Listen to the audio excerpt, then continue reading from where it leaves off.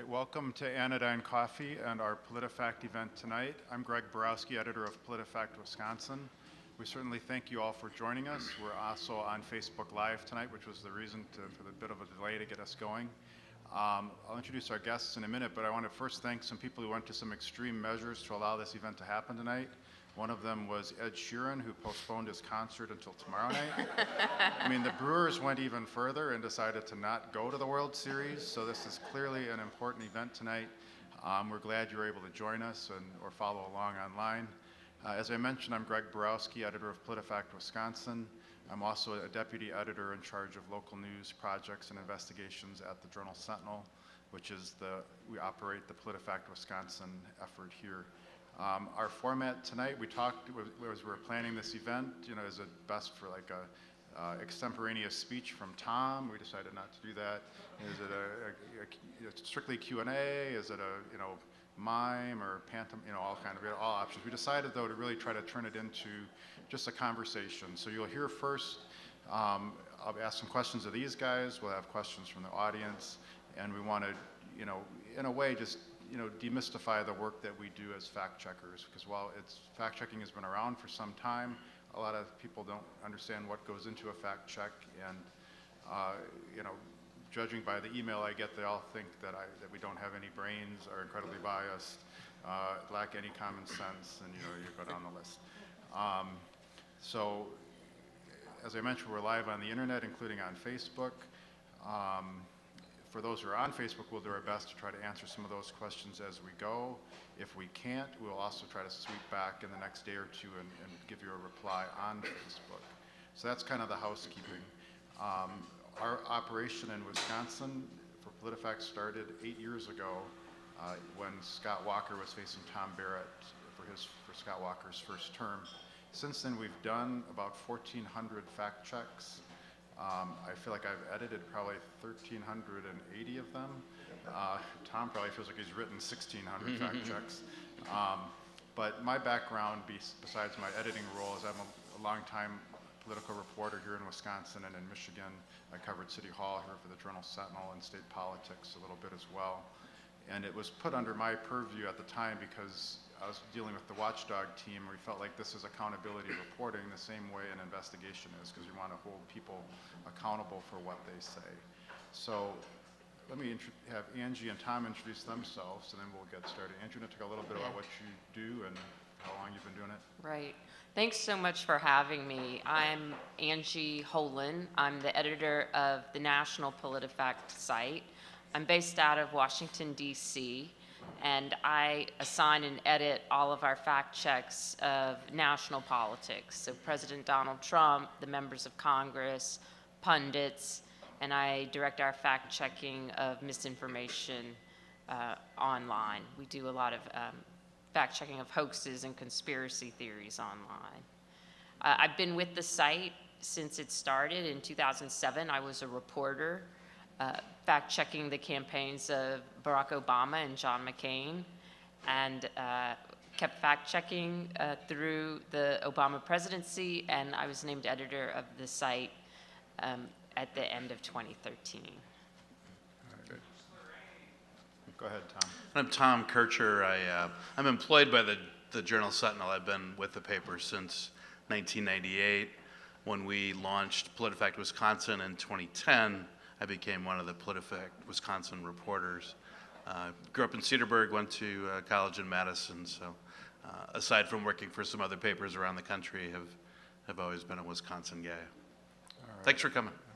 I should mention too, we have one of our other PolitiFact reporters, Debbie Davis, is here with us in the audience, and one of our PolitiFact alums, Dave Umhafer, who started out with us and now is working at Marquette University, is with us as well. And we often miss Dave when there's a fact check that requires a whole lot of math and data.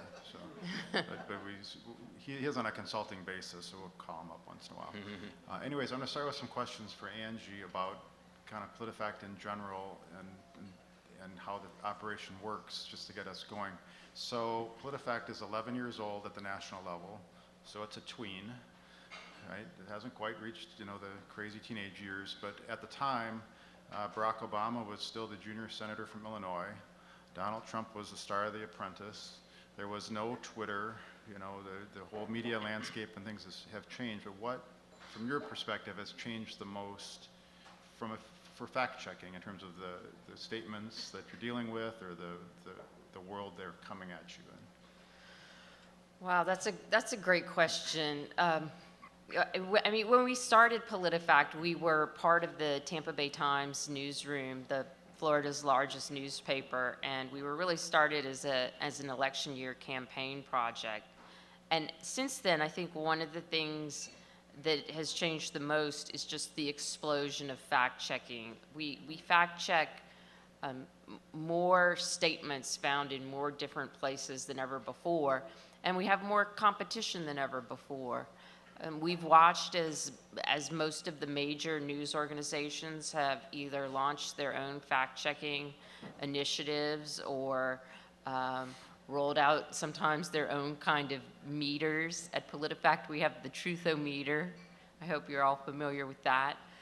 So we've just seen this explosion of fact-checking, and part of that is because there's misinformation and more hoaxes and conspiracy theory online. Part of it is I think people just have a real hunger for fact-checking because of its unique focus on what is true and what is not. When you're reading a news report that's marked as a fact check, you know you're going to get to the bottom of it, or at least you should get to the bottom of whatever the topic is. And it's proven really popular with our readership. So just the proliferation of information is one of the biggest changes. Our methods of fact-checking have actually stayed remarkably similar, with an emphasis on primary documents, original sources. We run source lists with all of our fact checks, and people can click on the links and explore the information for themselves. Let me ask with Twitter especially, because that's sort of really amped up the political communication and the news cycle and so forth.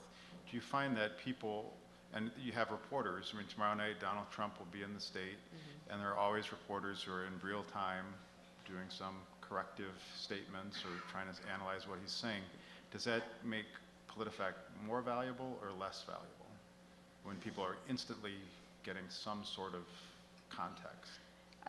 PolitiFact has always done these debate night fact-checking on Twitter, speeches we do on Twitter, and it's a way for us to get our fact checks out really fast. I mean, fortunately for us, the politicians tend to repeat themselves. We're not fact-checking things like in a matter of seconds. We're drawing on research we've already done. And I really like Twitter for that. In fact, that's kind of my favorite part of Twitter. On Sunday night, we had a debate in the Florida governor's race where we fact-checked them on Twitter, and they said a lot of things that we've been fact-checking for the past several months, and it was really nice to have that interaction with people on Twitter and be able to correct things that we had already looked into. Now, the downside of Twitter is that it's a very partisan environment right now. And when it's not debate night, it's a way for people to say, hey, PolitiFact, I don't like your rating. You guys must be incompetent. This is totally wrong. And on that basis, like, Twitter's not the best place to have a thoughtful conversation. So I find Twitter it's a mixed bag. On Facebook, a lot of people read our reports. We do have a Facebook page, and we post there, and we are able to do events like Facebook Live. People have more of there's less anonymity on Facebook, so sometimes the conversation is a little better, but even Facebook can get very partisan. So, so these are methods that I like to distribute our fact checks, but as far as having rich, nuanced conversations, it can still be very frustrating. Let me ask before we move on, it's a very basic question. Give us so there's PolitiFact National, there's a number of state sites. How are you organized? Right. Who funds PolitiFact? How do the local operations relate to the national operation? Right. PolitiFact started as a division of the Tampa Bay Times newspaper, but as we went along, we were able to become self-sustaining, and that was definitely thanks to the support of the newspaper. So today, We are part of the nonprofit Pointer Institute, which is a nonprofit that's focused on American journalism and improving American journalism. And our funding comes from roughly 4 sources. We have online advertising, we have syndication and services, we have a limited number of grants from foundations that are interested in journalism or American like civil society groups. The grant funding, we have clauses that maintain our editorial independence. Only PolitiFact journalists get to decide what to fact check and what the ratings will be. And then finally, we have a reader membership program called the Truth Squad. It's an NPR-style membership campaign where people who agree with our mission give us funding. And those 4 sources are roughly equal. The percentages change a little bit, but generally speaking, that's what forms the core of our funding today. Our partners are local news organizations. We started with newspapers, and we still have some newspapers. The Milwaukee Sentinel, I think, is one of our earliest partners and has done really amazing fact-checking in the state of Wisconsin. They're one of our most popular state sites. We also partner with NPR affiliates in California and Virginia. We partner with independent news websites in Pennsylvania and Vermont, and we have partnerships with journalism schools in Missouri and West Virginia. So we take our local partners where we find them, people who seem like they're committed to the journalism and can meet our standards. Let me have Angie talk a little bit too at the beginning of PolitiFact, because she was there at the inception, and the quote that puts me in the mind of the beginning of PolitiFact, having heard from Bill Adair, the founder of it over the years, is when you see kicking around once in a while on the internet, and I'm not going to try to quote it exactly or say who it's from, but the gist of it is that the job of journalists is when you're told by one side that it's raining and you're told by the other side that it's sunny, your job isn't to quote them both equally, it's to go open the blasted window, stick your head out, and see what's going on. But it seems to me something that Bill Adair probably wished he had said, but talk a little bit about what the philosophy of this was, and how it differs from maybe conventional reporting. Yeah, Bill started the website after spending years as a Washington campaign reporter, and he felt like there needed to be more fact-checking in American journalism. So when we started PolitiFact, we said we're going to fact check. We're going to take the time we need to do our fact check reports to find out if something is true or false. When we are confident that we have enough information, we're going to set our rating and publish. And that's what we've been doing.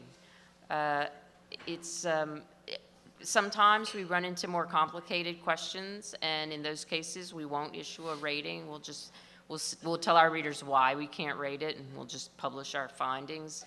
But for most of the factual claims that we choose to check, we do enough reporting that we are confident in our rating, and we stand behind it.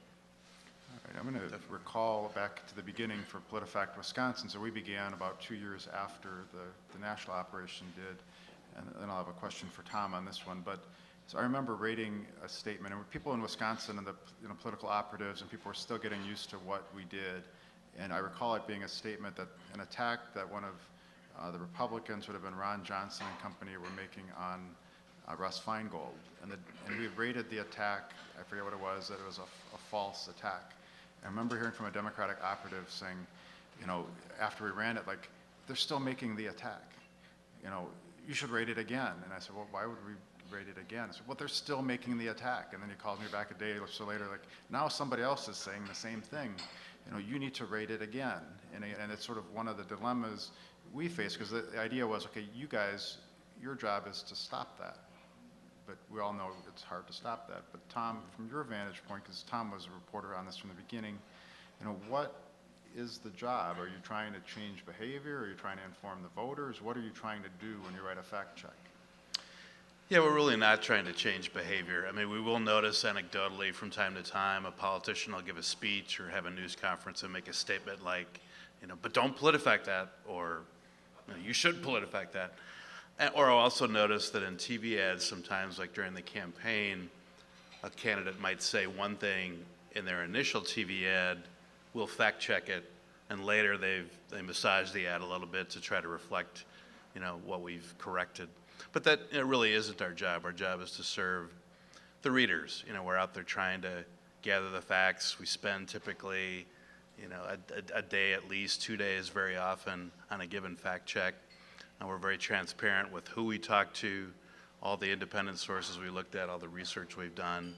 And so when we reach a conclusion and rate something mostly true or mostly false or maybe even pants on fire, we lay out for people how we arrived at that conclusion. We recognize they're not always going to agree with the rating that we arrive at, but at least our process is transparent. They can see how we got there.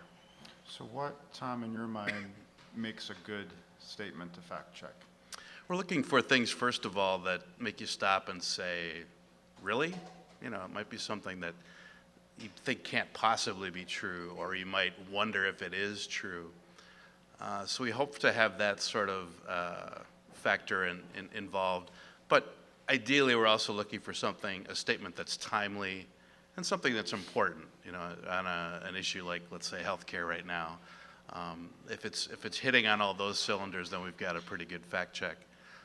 And it needs to be fact checkable. So, we typically cannot fact check a statement that's pure opinion or pure prediction. It has to be something that we can arrive at a conclusion about. Okay. And where, you often do the hunting for us to find the statements, so where are these coming from? Because sometimes the criticism may be, well, you're just picking certain statements because they're going to come out a certain way.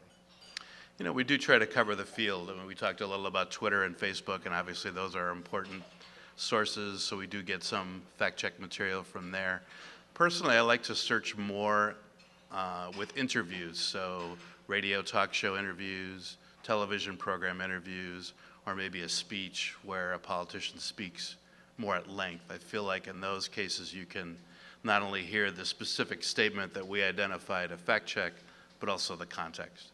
And I really like fact-checking election ads. Those are very short, Right. but it's like PolitiFact was created for elections, and I still just get a special excitement when it's election time and we're fact-checking. And there's so many ads on TV. I think TV ads are still very influential in American elections, and a lot of times they assume some base level of knowledge about a public policy issue, but they don't have a lot of time to make a long argument.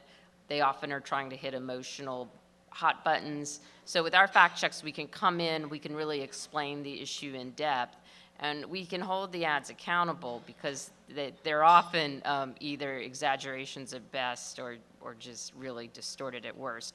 Although I have noticed in the time that we've been doing the PolitiFact project, the ad makers are getting more clever, and they're much more careful with their wording because they know they're going to be subject to these fact checks. And one of the things about TV ads is that the campaigns can make requests to the TV stations to pull ads if they're deemed totally false. So the ad makers want to stay just on the line of literal accuracy. And so that's an area where we do a lot of fact checking, and our people pay a lot of attention to these fact checks. Well, that may be a good point to talk about the definitions for the ratings, because it's not like Tom's having a bad day and says, today false means this and half true means that. But do you want to describe a little bit, Angie, the process and how these ratings differ? Yeah, when we started out at PolitiFact, we really did just say, well, does this feel like a true or a mostly true or a half true? But then readers started calling us out that we were being inconsistent. So in an effort to really improve our consistency, we developed definitions. So true, the statement is accurate, and false, the statement is not accurate. Those are easy. Mostly true is the statement is accurate, but needs additional information or clarification. And then a statement that's half true means the statement is partially accurate, but leaves out important context. And then for mostly false is The statement has an element of truth, but it leaves out critical information that would give a different impression. So we use those definitions to guide our ratings. Every fact check is read by 3 editors who have a discussion about the rating, and then they vote on the rating, and 2 votes carry the rating. And we have conversations like, oh, is this statement mostly true or half true? Or I think this statement is mostly false, but you think it's completely false. Let's talk about why. We do try to aim for consensus because the fact-checking work can be controversial. And if we put out a rating, sometimes we know that people are not going to like it. So we want to feel like, as a team, that we all have confidence in the rating and we all feel good about it, because we may all be called on to defend it. And I think the process works really well. It's very collegial, it's very collaborative, and it's very thoughtful. So one thing that PolitiFact does is it puts the journalists in the role of referee in a way, right? Just trying to, say we don't get always the, instant replay benefit of the doubt or that kind of thing. You're making these calls. So what have you guys found in terms of how often people work the referees? I mean, Craig Counsell might go yell at the umpire because he wants the next call, or Mike McCarthy may do the same. But how often do you find interested parties are trying to actively get a rating that they would favor? We have a wide diversity of responses from the politicians that we fact check, and most of time we're dealing with their staff, so the press secretaries or the campaign spokesperson. Some of them, sometimes they don't respond at all. Thankfully that's rare. I think the fact checks are better when we get the campaigns involved. Sometimes they just send over some, it seems like maybe they Googled something and sent us a couple of links. Other times they send us a lengthy memo or dossier. The TV ads especially, they'll send over lengthy material. And depending on the personality of the campaign, I think, Tom, I want to know what you think too. It's like sometimes they really want to argue the ratings and they really want to be heard. And other times it just seems like maybe they have more important media inquiries that they're handling, and it's like, oh, just let the fact checkers do their thing. We're not really worried. So we see I see a lot of diversity of response.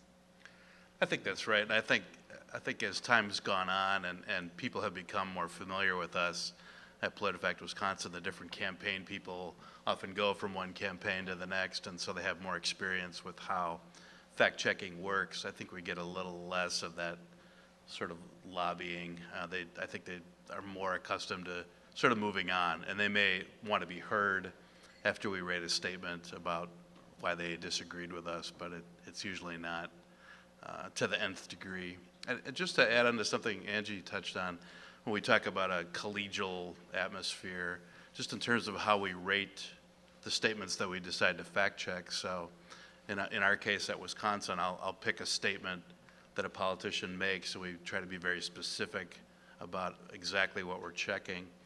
I'll write the article, I'll recommend, I think this statement should be rated half true or whatever it might be.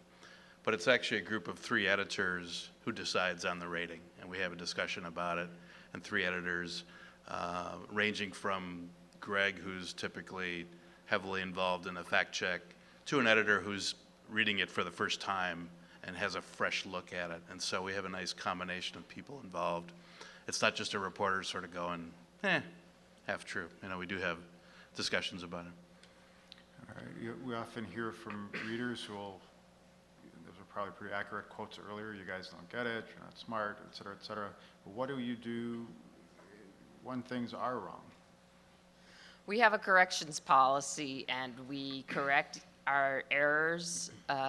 So it's not fun to have to pull a fact check if we really miss something and we have to re-rate it. Thankfully, it doesn't happen that often. The majority of the reader complaints that I get are not assertions that we got something wrong. It's not like you made a mistake. It's usually you got the wrong rating. And sometimes they'll tell us that they know the rating is wrong because of something that we included in our report. So it's like we're giving them the evidence that they're using to argue our own rating with us, which is somewhat interesting. Sometimes I'm asked, like, who fact checks the fact checkers? And my answer is everyone. Because when we publish these fact checks, they get scrutinized online. And on the relatively rare occasions when we do make mistakes, I mean, the campaigns are the first to let us know, hey, you missed something. And the one thing that's good about the internet age is the media can't hide its errors anymore. I mean, they get, not only are they revealed online, but they're discussed at length. So we do have that corrections policy. We tag fact checks that we correct so people can see them. If we ever have to pull a fact check, we archive the old one. We want to be as transparent as possible because we feel like a robust correction policy encourages reader trust. I think any reputable news organization should have a corrections policy that is clear and that they follow. I mean, you get the criticism from both sides. I just throw that, you're biased toward one, you're biased toward the other. Speaking of scrutiny, we've gone up and back. Dave, I'm able to remember this one with Rachel Maddow to George Will to different people. You get criticism all over the place. But how do you guys deal with that? And is it evidence of anything?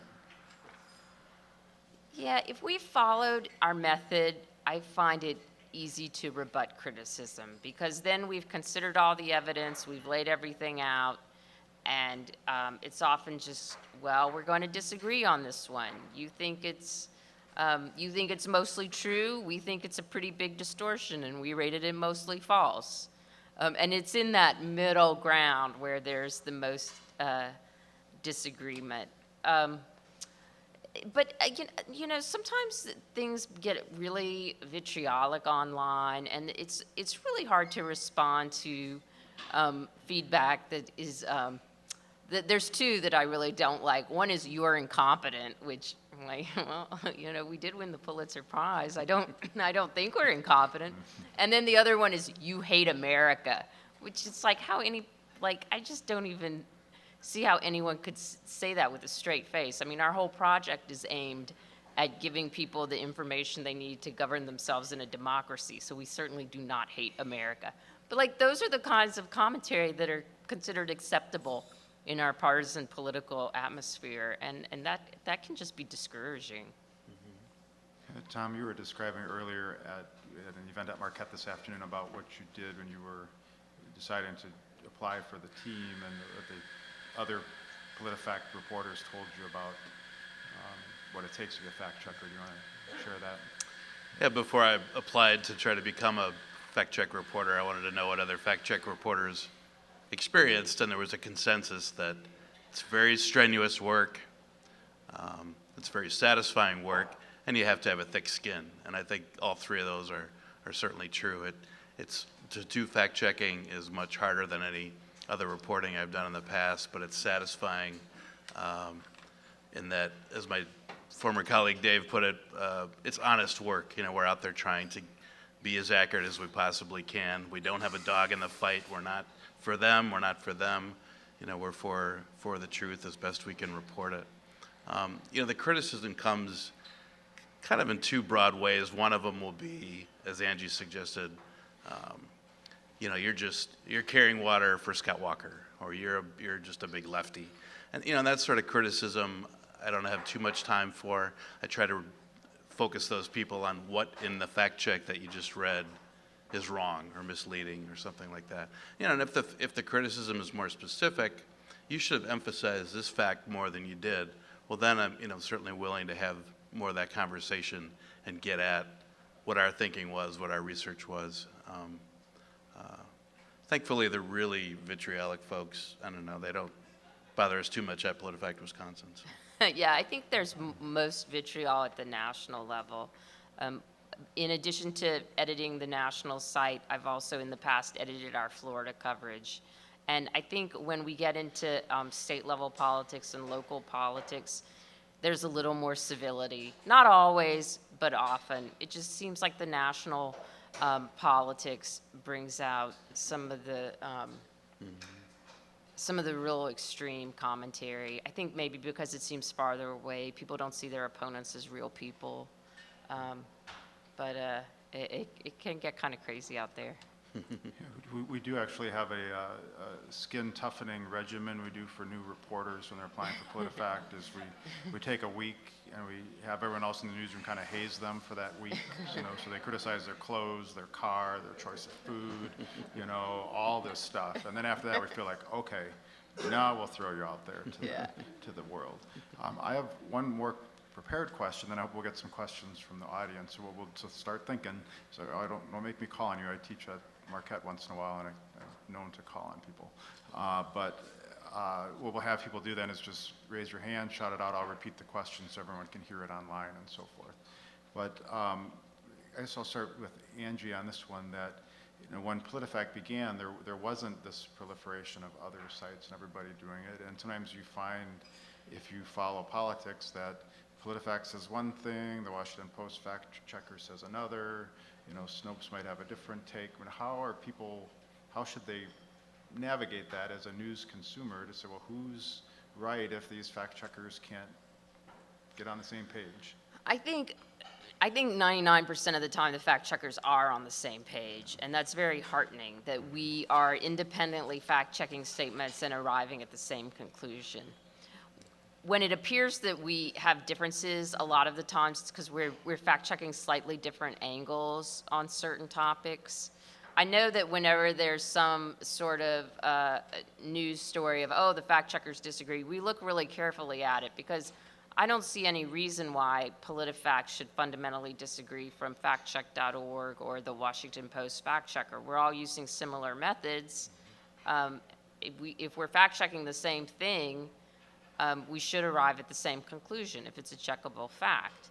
So I would, for someone saying like, oh, you guys reach different conclusions, I would say, give me the example, because I don't think there's that many out there. And if there are examples, I think we could look closely at them and explain them. I do think it's a challenging media environment right now, though, because there's so much information out there. People seem to not have as much time as they used to devote to reading the news, to really delving deeply into the issues. Maybe that's part of the information explosion, is when you have so much more information, you tend to skim more.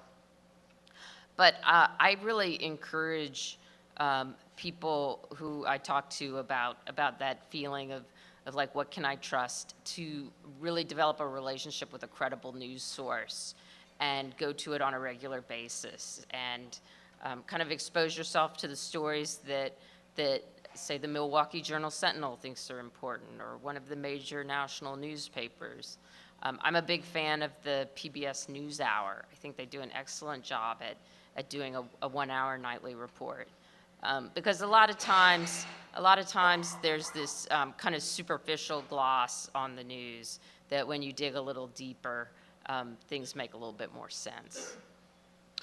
Just a quick aside, I think people might be interested to know that, and I've been doing the fact checking now 8 years, and you'd think that you'd start to get a little better at it in terms of anticipating which way a particular fact check might go. And one of the things that makes the job still interesting is how often you're surprised by that. You might go in, you hear a statement, oh, let's go fact check that. Oh, I bet that's going to turn out this way. And then after you do a couple of days of research, you find out, wow, the rating is not what I expected at all. And that keeps things fresh for us. All right, so we've got some time for questions from the audience. Who's got one from me right here in the second row?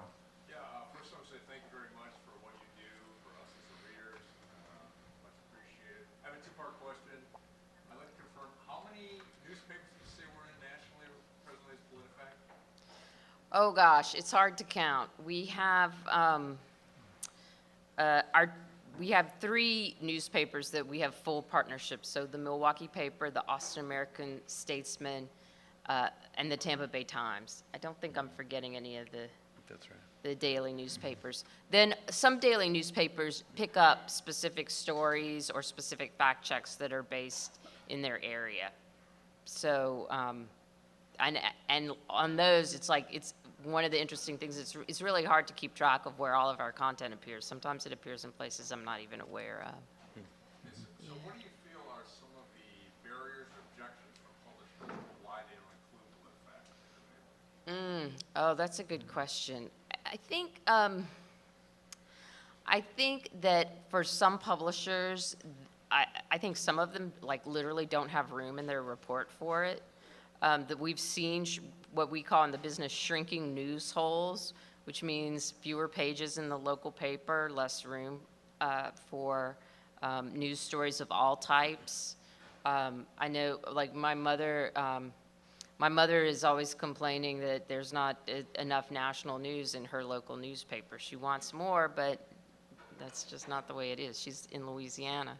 And I think in some cases, some of the publishers don't like the controversy of fact-checking because it does take a stand. And some people interpret fact-checking as media bias. Like if you give one side a false, they're like, well, why isn't there a false for the other side right next to it? And we have to explain, well, that's not the way this kind of journalism works. Maybe in a couple of days the other side will get a false, or maybe they'll get a mostly true or a half true, or who knows.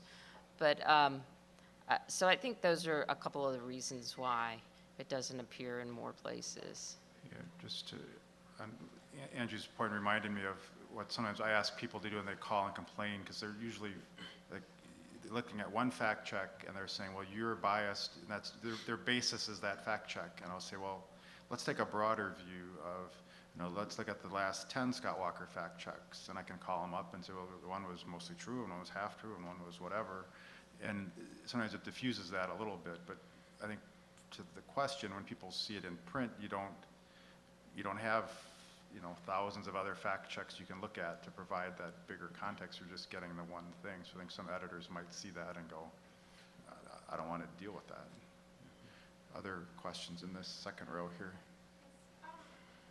Have you noticed an increase in less than truthful information since Citizens United? Okay. And also, are you seeing more less than truthful information from one party? Okay, I'm just going to repeat that for those who are watching on Facebook. The question was, have we seen an increase in more untruthful information since Citizens United, and then also from one party versus another? And Angie's here to be on the hot seat, so we're going to throw that one to her. Citizens United was the Supreme Court ruling that basically allowed much more political spending in politics. It said that corporations could spend basically as they that there weren't going to be limits on political spending. And I find the Citizens United case interesting because it did seem to unleash a lot more of messaging content.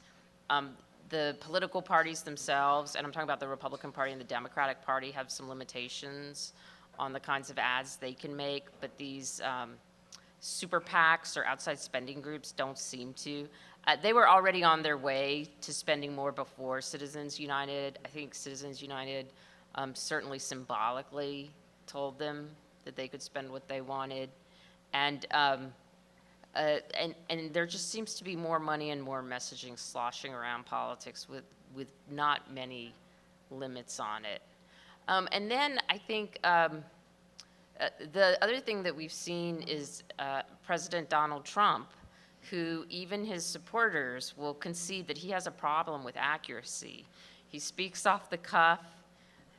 He doesn't seem particularly worried about evidence for what he says.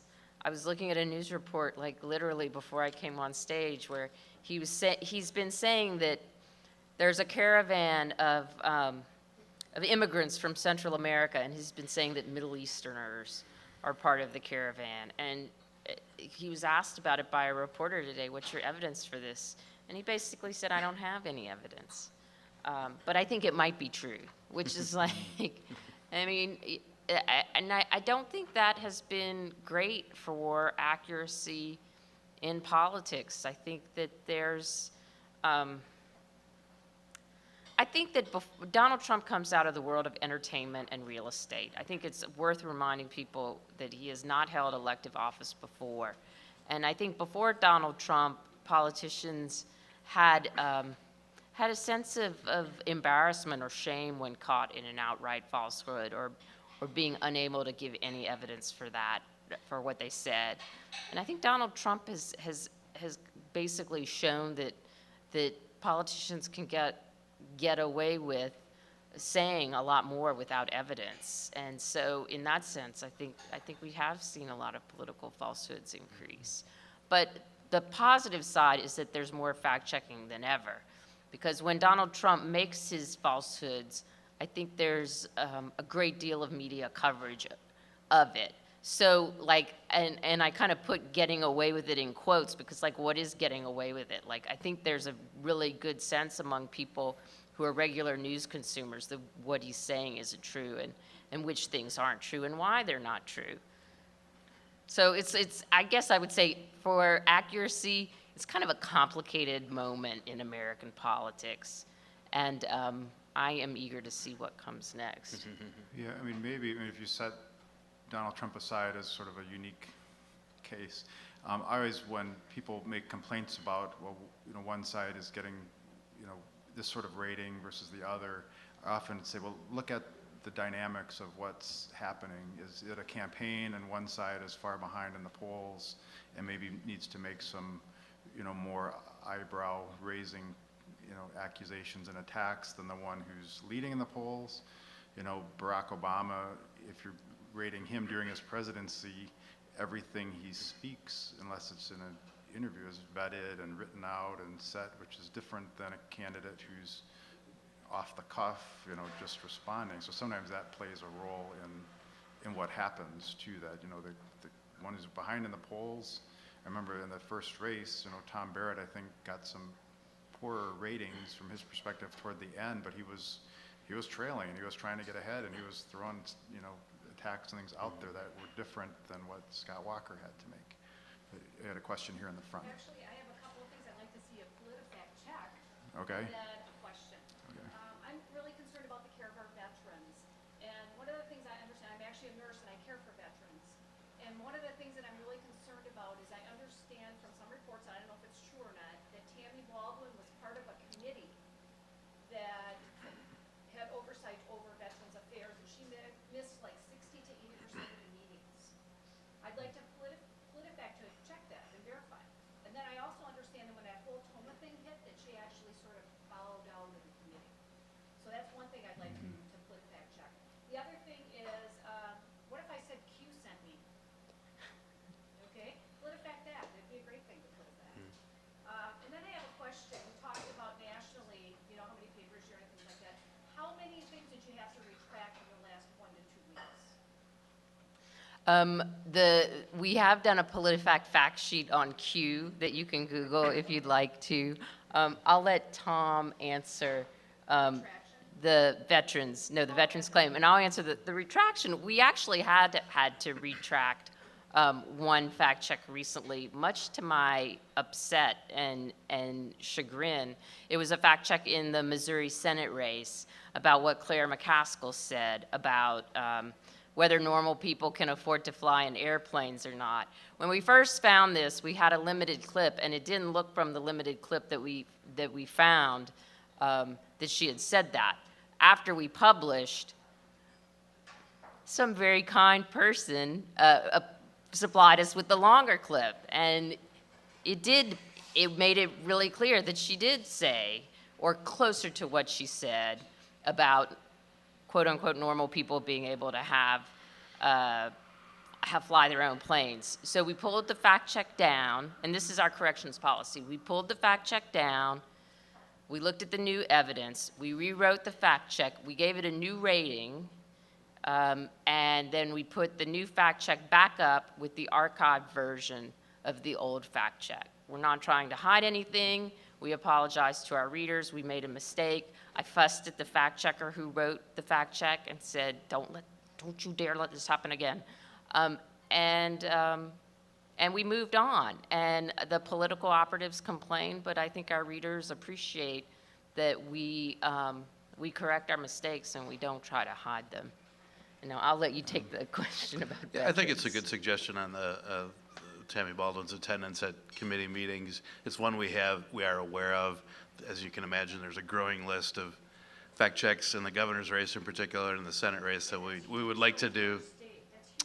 Yeah, and more and more potential fact checks and fewer days left, but it is a good suggestion. I would, for those in the audience and at home, we love to get suggestions from people such as that one. So one way to get them to us is to email us at PolitiFact@journalsentinel.com. You can tweet us at PolitiFact Wisc, WISC. We'd love the follows as well, and just to keep track, but we're always looking for ideas because Tom's just one guy in terms of reading and listening to all that stuff. And often too, we find that, as an example of what can get fact checked, robocalls, things that are highly targeted to a particular demographic that you're getting in the mail, and things that we're not even seeing, generally because, well, it's earmarked for you because you fit this category that they think they can persuade. So, we've had people, take a snapshot of their mailer and email it to us or text it, and we can find out what's going on that way too. Who's got any other questions out there? We got right over here on the side. Hey, again, thank you for your work. Really appreciate it. A question: in your 11-year history, have you observed a decline in the percentage of Americans who care about the truth, believe in facts? And B, if so, what advice would you have for those of us in the audience or citizens to do something to amplify your work and say, truth matters? Okay, I'll just repeat that as best I can. The first one was in the 11 years of PolitiFact, have we noticed, has Angie noticed the decline in people who, did you say appreciate, percentage of people who care about the truth, and what can people who do care about the truth do to amplify it? I would say subscribe to the newspaper, share our fact checks, or some obvious things, but Angie, go ahead. Yeah. It's a tough question to answer because I do think there's more misinformation, but our PolitiFact reports seem to be more popular than ever. The traffic to our website is higher. We have the membership campaign that we're adding people to all the time. There seems to be broad-based interest in fact-checking. When, say, the New York Times or the Washington Post publish fact-check reports, they're some of the most popular stories on their websites. So I think it's kind of a mixed picture. I tend to think that there is something intrinsic about the love of truth that people have. It's like nobody likes a liar, and even when politicians get caught in fairly obvious falsehoods, very seldom do they ever say, "Yeah, I lied. So what?" I mean, they always try to justify it, and I think it speaks to that there is still some embarrassment or shame around telling falsehoods. So I think that in that sense, people still do care about the truth. Like Greg said, I think if you want to support PolitiFact specifically, you can sign up for our email newsletter, you can join our Truth Squad. But I think that there's also things to be done in our families and our friendships, which is when we hear people saying things that we know aren't accurate, to really, I don't know how to say it, but like gently and lovingly correct them, rather than being like, "Oh, I can't believe you think that, you're so stupid." But just to be like, "Hey, friend, I saw something a little different." And the reason I say that is because I've read a lot of books on the truth and falsehoods. One of my favorites is by, the name of the book is The Righteous Mind. It's by Jonathan Haidt. Maybe some of you have read it. And he really emphasizes that to correct misinformation, it's best to make the corrections in a friendly way, not in an antagonistic way. And that's part of the problem with the partisanship we have right now online, is that anger just creates more anger. It doesn't help that much. So correcting in a friendly way, I think, is very important. All right, I think there was maybe one or two others over here. Go ahead. Campaign, some statements can be time sensitive. Is there a time frame there? Yeah, so the question relates to during a campaign when a statement, a claim may be very time sensitive, and what's our sort of time frame for getting that out there. And I'll ask Tom, who usually, my time frame is always faster than his time frame. He's like, get it done, get it done. Right, We gotta get right. this in the paper, but go ahead. I think there's that ever-present tension where we want to get the fact checks up as quickly as possible after a TV ad runs or after a speech that gets a lot of attention. But, quality, as you can imagine, is important with fact checking. So it's always that balance of trying to get something up quickly, but that's a solid, bulletproof fact check. I mean, part of the idea of it, and I recognize in the time sensitivity, of course, is you want to be thoughtful about it and make sure you consider all of the information, because as Tom mentioned earlier, sometimes you get a claim and you feel like, we'll check this one thing, and then we're good. But then you realize there's more layers to the onion, and even then you want to be fair to the person. I'll have to have Dave on here to refresh my memory later, but we had a claim at one point where, I forget the candidate or the topic, but they said, Wisconsin ranks 49th in this topic. And at one point Dave came to me and said, you know what I think they did? They were looking at this alphabetical list, and they counted 2 up from the bottom, and Wyoming was at the bottom, and Wisconsin was 49th. And we could have stopped and said, well, that's absurd, we don't rank 49th, but Dave went further and found the real information and crunched the numbers himself and found out we actually did rank 49th. So the person, who literally forget who it was, but they had wandered into this claim that was actually true. But it was like you wanted to just say, shake them a little bit and say, come on, at least, do a little research. But it was, we felt like we had to be fair and dig deeper. And had we not done that, we would have said, well, this is false. But it was really, really true. There's toward the back over there.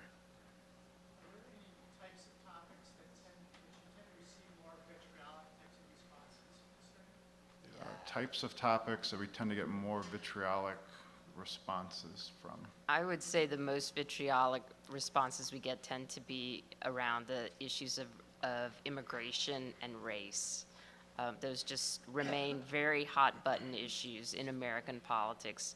We see a lot of fake news around immigration,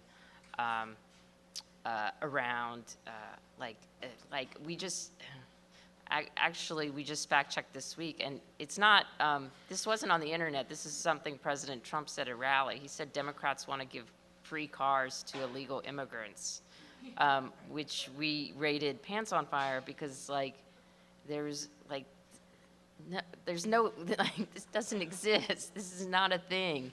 And when we asked the White House, why is he saying this, they didn't have a response for us. But, online, we fact-checked a lot of things over the years that are especially things about the MS-13 gang, and they tend to, if I had to boil down what the common theme was, it would be fear of the other.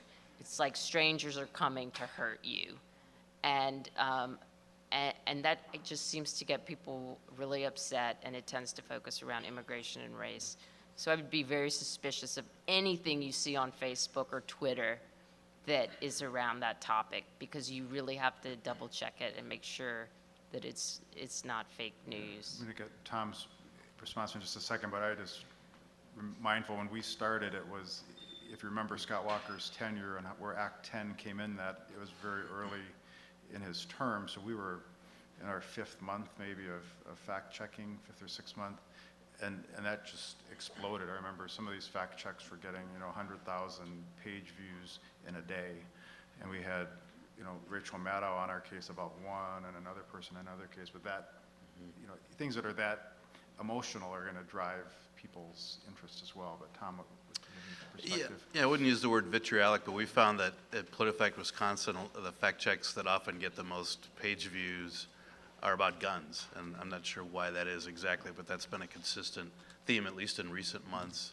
And before I forget, I just want to give a shout out to you all. Angie mentioned that PolitiFact Texas, PolitiFact Florida, big states, get a lot of attention, but PolitiFact Wisconsin's right up there, and that's because on one hand, we've had a governor run for president, we had a congressman become Speaker of the House, that sort of thing.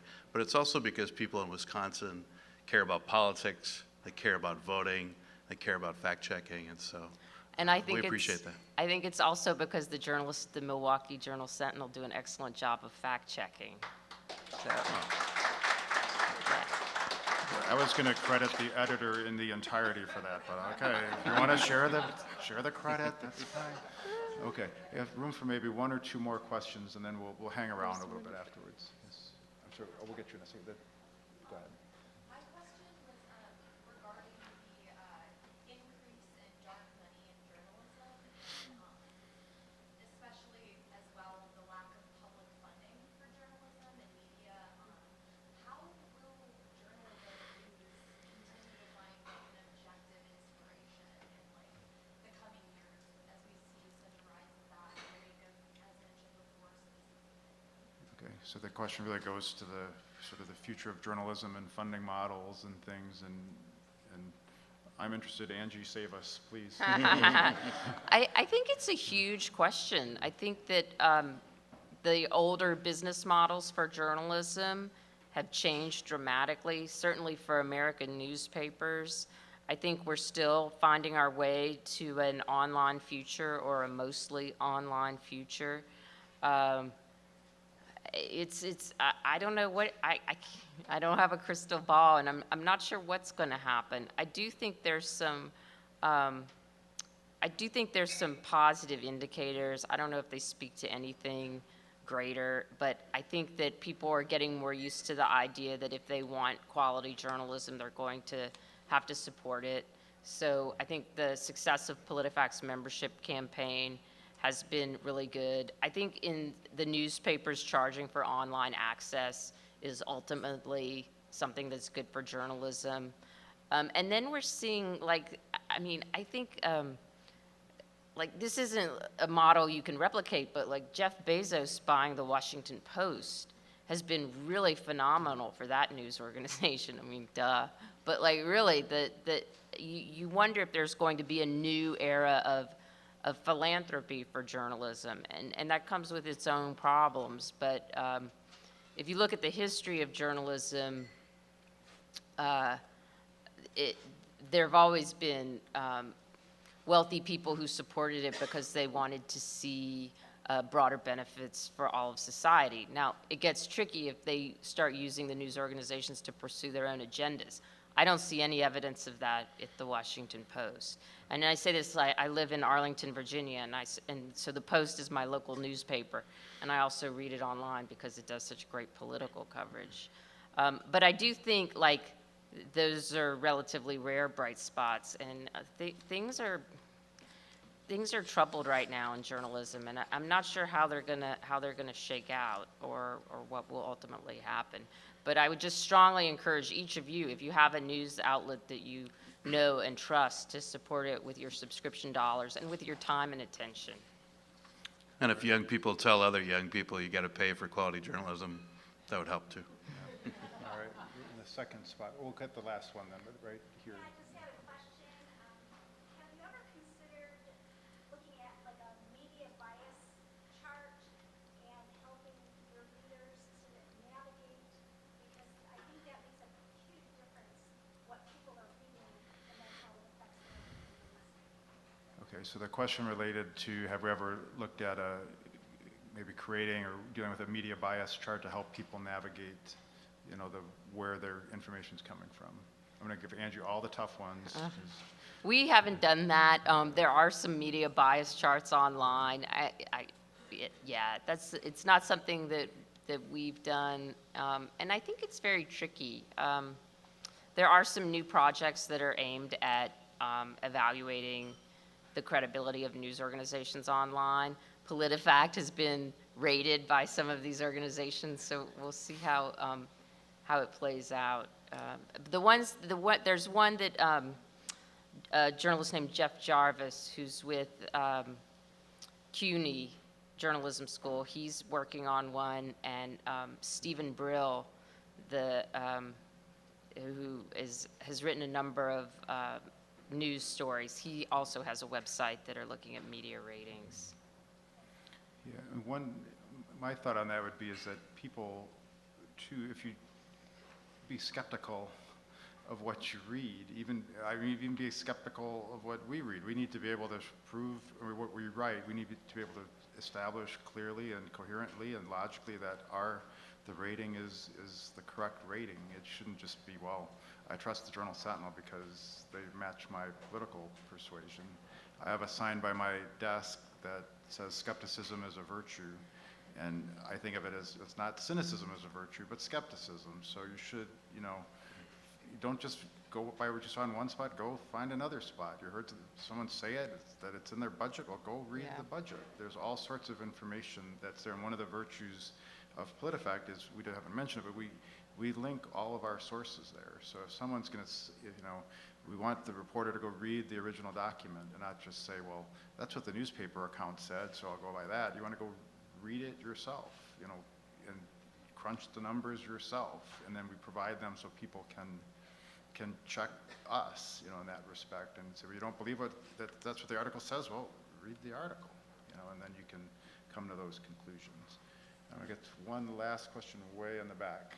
I'm interested in the language and jargon around fact-checking itself, whether it's your organization or journalism outlets that are hesitant to use the word lie when it comes to a false statement, and you've been using the word falsehood tonight quite a bit, and I feel like words matter and the power of those words matter, and maybe politicians being held to account for a lie is more powerful than a falsehood, and perhaps would shame them into doing it. Okay. So I'm curious about your choices in terms Yeah. of jargon of what you call a lie versus a falsehood or a misstatement.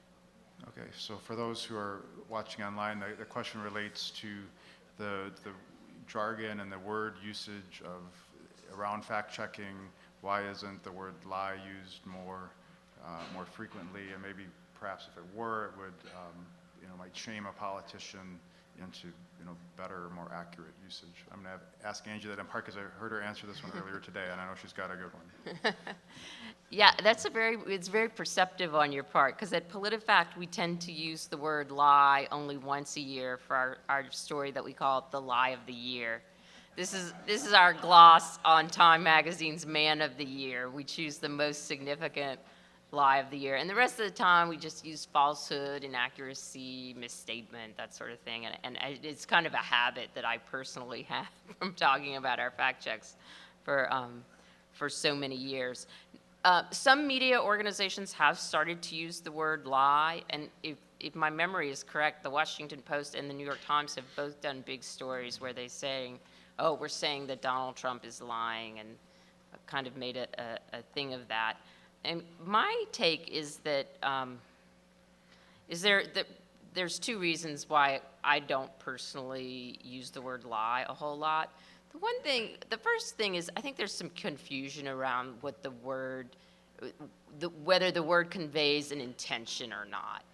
So a lot of people think that lie means someone is intending to deceive, they know what they're saying is wrong, and they're going to say it anyway. I don't know that the word lie always means that. And the example I use is like, what about when you're lying to yourself? I mean, it doesn't make a lot of sense that you would intentionally deceive yourself, because it just gets a little confusing. If the word conveys intention or not, because we can't know people's intentions. I mean, for me, I think that like other words, readers know what we're talking about. If they want to call it a lie, that's up to them. And I think it's a nice idea that if we called it a lie, it would shame the politicians into doing better, but I really don't think it would. So we just stick with what we've done before, which is use the word lie for our Lie of the Year story, and the rest of the time use synonyms that convey the same idea. All right, so that's where we're going to leave it today, but as I mentioned, we'll hang out for a few minutes if you have any other questions. For those watching on Facebook and on the internet, thanks for tuning in. A couple brief housekeeping notes. Again, if you want to email us suggestions, politifact@journalsentinel.com. You can find us at politifactwisconsin.com. We have a little election in 2 weeks, and there are 2 upcoming Journal Sentinel events you may be interested in. One is the morning after the election, where some of our political reporters will be, I think, are you participating in this, Tom, the morning after? I think you are. Heard of that might happen. Yeah, this is with WUWM. It's a live broadcast from Collectivo on Prospect from 8:30 to 10, so you can come and join in the audience and hear some analysis of the election the night before. And on Tuesday, November 13th at 6:30 at Merriment Social, which is right in this general neighborhood, 240 East Pittsburgh, there's an Across the Divide event with WWM, the Zeidler Center, the Journal Sentinel, and others that is titled You Voted, Now What? And part of the panel is people, some representatives who are part of the Future Caucus, so people looking at moving forward in Wisconsin and government. So we hope you join us for those events. We hope you tune into PolitiFact for the next couple weeks and beyond that. And thanks again for joining us tonight.